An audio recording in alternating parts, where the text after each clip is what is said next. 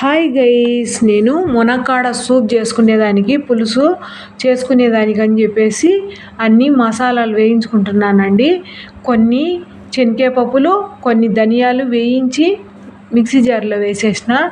ఇంకా దాంట్లోనే నేను కొంచెమంతా ఒక స్పూనున్నర కారపొడి వేసిన. కారపొడి వేసి ఇంకా పసుపు వేసుకున్నా. కొంచెమంతా పసుపు వేసి తర్వాత ఇంకా నేను ఉప్పు వేసుకున్నా. ఉప్పు వేసిన తర్వాత ఇంకా కొబ్బరి యాడ్ చేసుకున్నా. కొబ్బరి యాడ్ చేసేసి ఇంకా తర్వాత అల్లం వెల్లుల్లి పేస్ట్ కూడా యాడ్ చేసుకున్నానండి. యాడ్ చేసుకొని ఇంకా అన్నీ బాగా మిక్సీ పట్టేసుకున్నా. అన్నీ మిక్సీ పట్టేసిన తర్వాత ఇంకా కొంచెమంతా చింతపండు కూడా నానబెట్టి పక్కన పెట్టేసుకున్నా. ఇంకా తర్వాతకి వేసుకునేదానికి అని చెప్పేసి ఇంకా ఒక పెద్ద ఆనియన్ కట్ చేసుకొని వేసుకున్నా. ఆనియన్, కరివేపాకు, శనగపప్పు, మినపప్పు, జీలకర్ర, ఆవాలు అన్నీ వేసేసుకున్నా. పోపు దినుసులు అన్నీ వేసేసి అవి బాగా వేగిన తర్వాత ఆ మసాలా ఒక 2 చిన్న టమాటాలు కట్ చేసుకొని పెట్టుకొని ఉన్నా.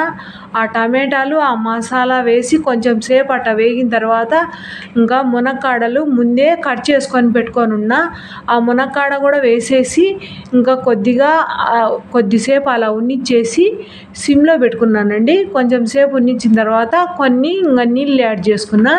కొన్ని నీళ్ళు యాడ్ చేసుకొని ఇంకా కొంచెము సేపు ఉడికిన తర్వాత ఆ చింతపండు పులుసు ఆ తొక్క అంతా తీసేసి చింతపండు పులుసు యాడ్ చేసుకున్నానండి. చూడండి, ఈ చింతపండు పులుసు కూడా దాంట్లో పోసేసి ఇంకా బాగా ఉడికించుకున్నా. బాగా ఉడికిన తర్వాత ఇంకా మళ్ళీ ఆఫ్ చేసుకున్నా. మా వీడియో నచ్చితే ఒక లైక్ చేసి మా ఛానల్ను సబ్స్క్రైబ్ చేసుకోండి. మీ ఫ్రెండ్స్కు షేర్ చేయండి మా ఛానల్ని. మా వీడియో చూసిన తర్వాత మా మునక్కాడ సూపు ఎలా ఉందో కామెంట్ పెట్టేసేయండి. నాకైతే చాలా బాగా వచ్చిందండి. బాగా టేస్టీగా కూడా ఉన్నింది.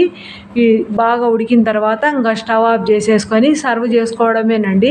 చాలా టేస్టీగా కూడా ఉన్నింది. అందరికీ బాయ్.